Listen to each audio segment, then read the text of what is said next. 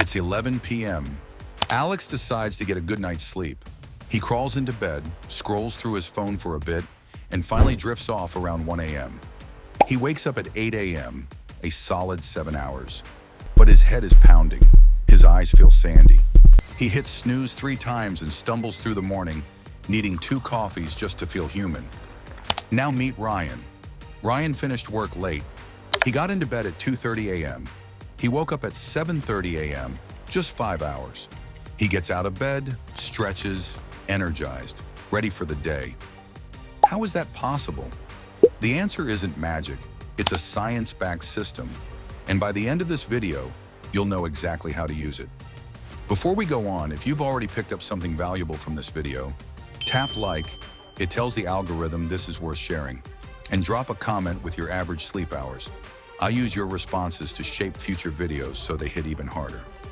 If you've ever felt like Alex, you've been lied to. You've been told the secret to feeling rested is more hours in bed. But the real secret is what happens during those hours. Let me tell you this straight. This isn't about sleep deprivation. This is about sleep optimization, using the same principles elite athletes, NASA astronauts, and top performers use. And once you understand it, you'll never look at sleep the same way again. Section 1. The 90-minute pattern. Here's something wild. You don't wake up tired because you slept too little. You wake up tired because you woke up at the wrong moment. Sleep cycles run in waves, roughly 90 minutes. Light sleep, deep sleep, REM. Think of it like a roller coaster. You want to get off at the station, not halfway through a loop. Wake up in deep sleep, you'll feel like you got hit by a truck.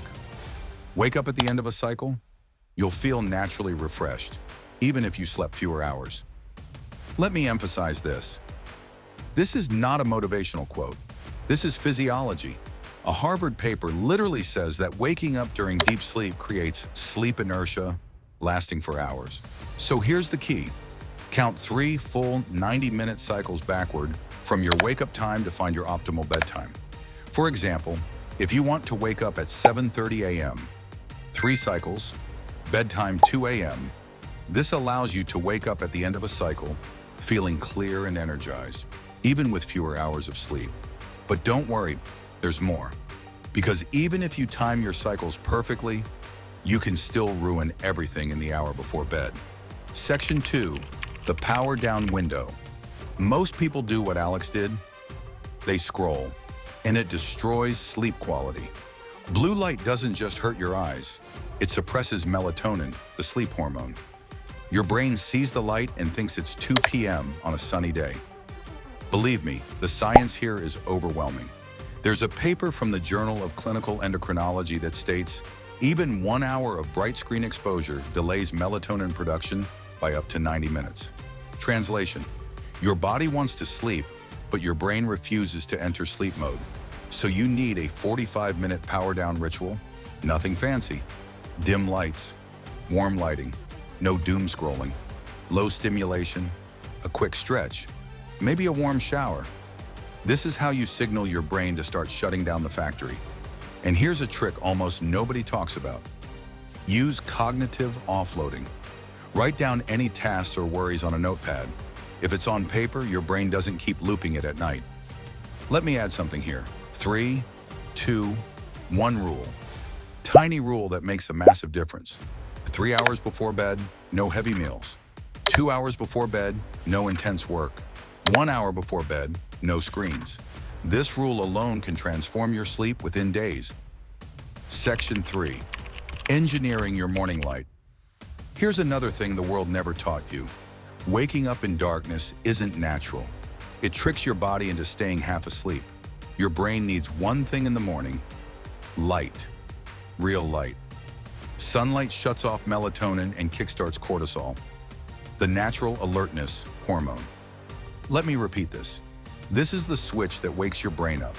There's a Stanford study showing morning light exposure boosts alertness more than caffeine. So if you can, open your blinds, get sunlight within the first 10 minutes, or use a sunrise alarm clock that gradually brightens the room. It's gentle, it's natural, and it wakes you up correctly instead of shocking your nervous system. If you want a next-level trick, here it is. Your core body temperature needs to drop to fall asleep. Hot shower, cool room. This contrast triggers your body into sleep mode.